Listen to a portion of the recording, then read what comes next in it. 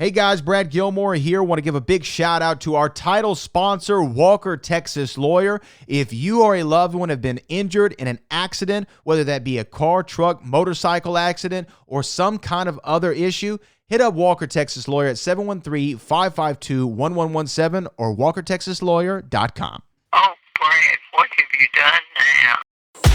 Broadcasting live from Houston, Texas, and around the world. TV host, best-selling author, and radio personality Brad Gilmore brings you a collection of conversations with stars from movies. Matthew McConaughey. Brad Gilmore. Mark Wahlberg. Hey, how are you? The legendary Mr. Christopher Lloyd. Christopher, how are we doing? I'm doing good. Great introduction. Television. Jimmy Fallon joins us this morning. Jimmy, how you doing, my friend? Good morning. Thank you so much, Brad, for having me. I appreciate this, bud. Kelly Ripa. Brad, thank you for having me.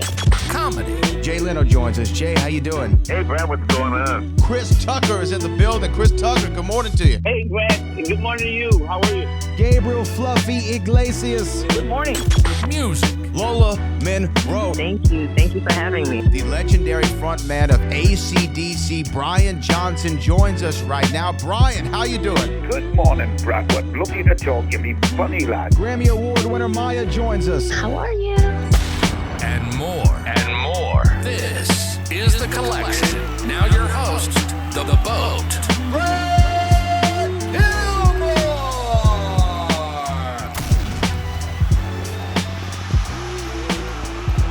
All right. Well, hey, guys, Annabeth, C. Thomas Howell, thank you so much for taking the time. Thanks for having us. Happy to be here. First off, I was telling Jake when I got to speak to him earlier, I love this movie, and I don't know, I'm from Texas. I grew up around everybody who was in this film. My grandfather's from a small town that's a crop-growing town of 500 people, and I swear, I knew John and I knew Monica. Like, I've met these people my whole life. So congratulations on capturing the authenticity of Texas. Yes. Amazing. Yeah. Yes, that was our goal. You know, it was one of my biggest fears when I read the script was exactly what you're saying. You know, my father rode bulls for 10 years for a living, and I came from a cowboy rancher background. And the last thing I wanted to be involved with was something that wasn't authentic. And as you know, the rural environment, the cowboy culture and community, they know the difference when they're watching something that is authentic or if it's not.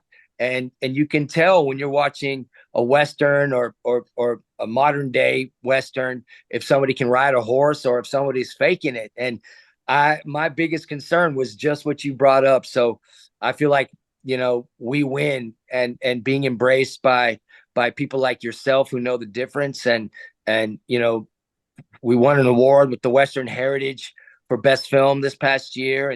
And we've had a lot of people in the cowboy community from the screening at Cowtown at Fort Worth, people that know the difference between rodeo and city life.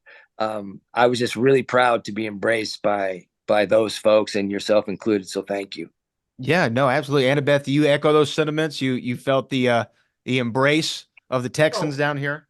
Absolutely. I mean, I think when you get validated by the people that you're trying to bring life to and portray accurately, then that's the only then exactly we've won the prize. I want to talk about Jake directing this movie, writing and directing, and him being a actor director. I want to know, Annabeth, do you feel that gave him a strength being both in front and behind the camera when giving directions to you all, or did he kind of lean on you all more because of his directing experience? Maybe I don't know. I was just kind of curious. Well, listen, you know, it's a hard thing to do, to carry all of those roles. And I think as a veteran, both Tommy and I, you know, you come in and you're a little bit like, okay, how's this gonna go?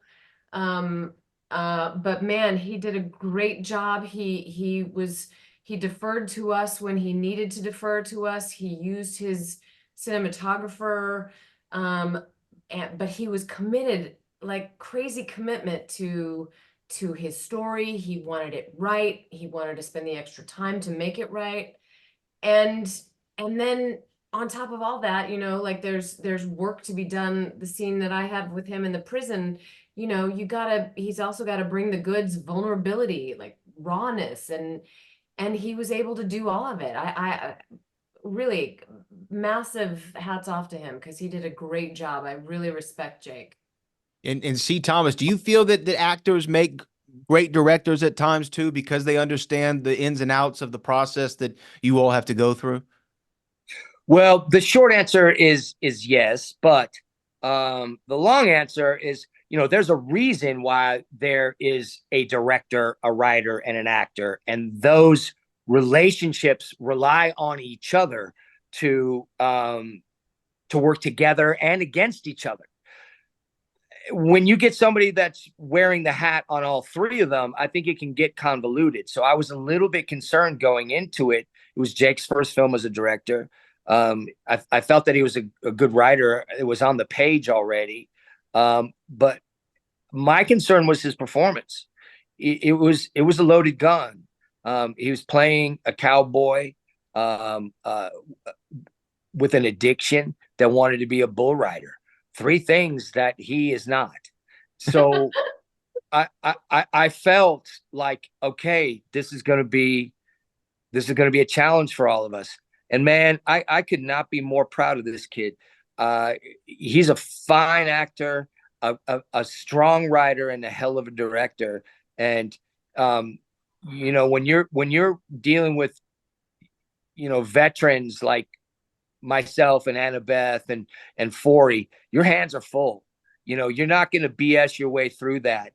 And I didn't let a single rock go unturned. And he handled me with nothing but the utmost respect and professionalism. And he had to tolerate a lot. So, I really respect him for what he was able to do. Now, both of your characters, as I said, I felt like I know them growing up from where I've come from, and Annabeth with Monica. And I don't want to give away any spoilers because I really want people to go see this movie. But there's a particular scene. You're in the police station. There's a witness there, and there's a photo and a file. And I won't say any more than that. But you can see the complex emotions going through your head that aren't said, but you see them on your face. To you, who is Monica? Who is this character? Well, what I loved so much about Monica was that she was a mom. She was a mama bear. She was a woman who was going to protect her sons and her man at the end of the line. And not because of some kind of sublimated role or a submissive role, but because she wanted to fight for what was right and what her life was about, to any cost. She was going to protect everybody. And as a mom of sons and in a strong marriage like that, I feel there's nothing I wouldn't do. So, I love that there's a female character that has that fact, and it's not just like, oh, I'll follow the rules. She'll get a little crooked if she has to. So that was like, yep, I'm in. And almost too for your character, John C. Thomas, again, I don't want to give everything away, but there's a conversation that you have at the back of a truck after a big part happens in the movie, and talking about who we are. That's not who we are. And it was a great scene. I want to give you a props on that. It was such a powerful moment. But who is John for you? And are there limits to what he would do for his family? Well, first of all, I think John is an everyday man, facing everyday problems. I mean, life's hard. What I loved about him is he's broken. He's flawed. He's a man that's given up his dreams to try to raise a family. He's struggling in his marriage. His daughter has cancer and his son's an addict. So where do you go from there? Most people would quit. But what I love the most about John Hawkins is he doesn't quit. He does the opposite. He does what we say at home. He cowboys up. And for me, that's really what the heart and soul is of this story. And that's what Annabeth was saying about her character. Marriages don't work when one side quits, and they aren't always rosy.